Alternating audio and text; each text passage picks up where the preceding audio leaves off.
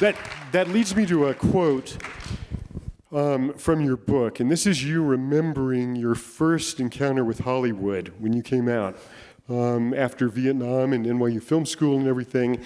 This is what you said. You said, L.A. looked like a 70-year-old hooker, her thighs having engulfed how many screenplays buried in her vault, long forgotten, lost lives squandered in fantasy, writers, actors, directors, producers murdered by rejection, suicides by despair, or just living on as walking zombies in small apartments with 30, maybe 50 years of diminishing hope behind them, never having sold a treatment or a screenplay, not even an option in all of these decades, and yet they go on and tell anyone who asks, I'm working on a screenplay.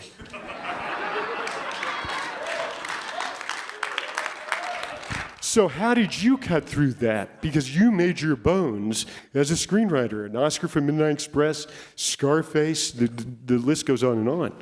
Yeah, I think that's a very important point. You know, don't give up if you really believe. Don't give up.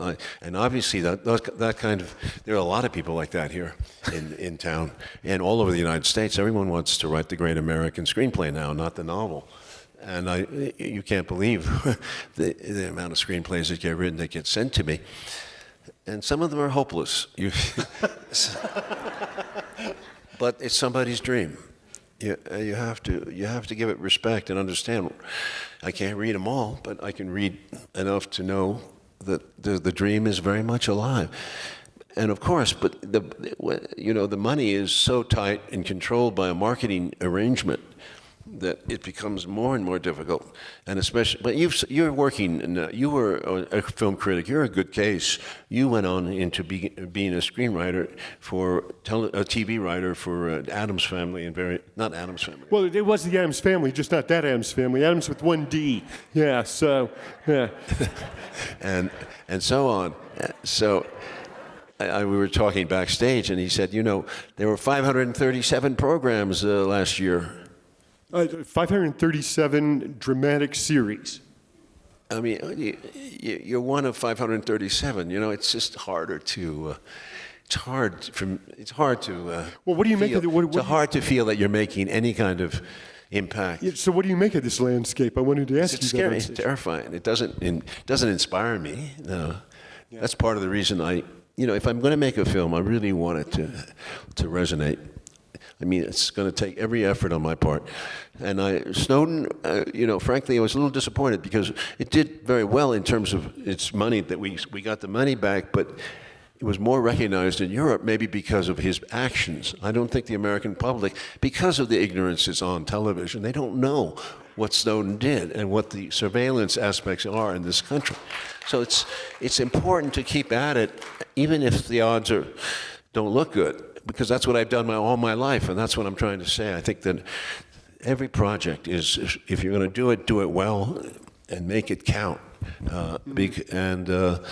If don't give up, because that's how they defeat you. They turn you into a corporate drone that wants to please them. That's all it is, pleasing them with a rating, with some kind of rating. Like I saw in the Albuquerque Journal or whatever, the New Mexico, all the films of the week. There's nothing there that I'd want to see. Nothing. All popular, but stupid. So you've done your work has always really blurred the line between what is documentary reality and what is dramatic reality. But you've also worked in documentaries as well. Yeah, well, that's very important. Documentaries have saved my life, because if I depended on a diet of feature films, I don't think I would be where I feel my mind is open. I'm learning. These scientists on this clean energy project have really. They're challenging me, and the problem is how to make it accessible to a larger audience, because it is tricky stuff, and it's some of the stuff I don't understand, but I'm trying to make it in terminology of people, everyday person on television could understand. But none of my documentaries have ever made it to national television that way. They make it on special platforms, cable, never network TV. Right, because you did have the Untold History of the United States, which never network. That was Showtime. Yeah, it's impossible to get somebody. I mean, don't you think that should be in every school? I do. But how can we? Our country, in France, it could be on. And England, I don't know, but in other words, we've got to educate our public. We've got to have another alternate history, and I think that's going on to some degree with this Black Lives Matter movement. I do think there's been an awakening to that, and women too. The women's history has come out more and more. And frankly, at first, I was resisting it because I thought it was too specific, but I realize now that it has a place. Everything has a place, but the moderation too is important. It can't go too far in terms of making all one thing. We do need better history, though. That is for sure. And that includes not only black history, it includes white history too. Do you find that you're using a different approach when you do documentary than when you're doing your dramatic films, or? No, thank God I have an independent financing arrangement with some producers, and we turn them out. But it may not make it that far in terms of most documentaries. If you work for the man, they watch content very closely. So you don't see yourself making a film for PBS, for instance? PBS has done some good work, but they've also they embrace a very pro-government point of view, and sponsored by government. And you have to look at that very seriously, because you're not going to go anywhere in USA with questioning American foreign policy, military policy, intelligence agency policy. It's just not going to get anywhere. I have, but I fought like a dog to do it. Right. Now, you say in the script for JFK, it's in the words of X, the character played by Donald Sutherland, that the organizing principle of any society is war. The preparation for war. Yeah. That makes sense. Preparation for war is everything. That's where you spend the big bucks. Don't go to war, because that's going to be very expensive and going to wipe out. But preparation for war is the key. How many of these fighter jets can you build that are never going to work? That's very important, and it keeps going on and on. It's a wheel. I mean, we pulled out of Afghanistan, bravo, but they raised the defense budget at the same time.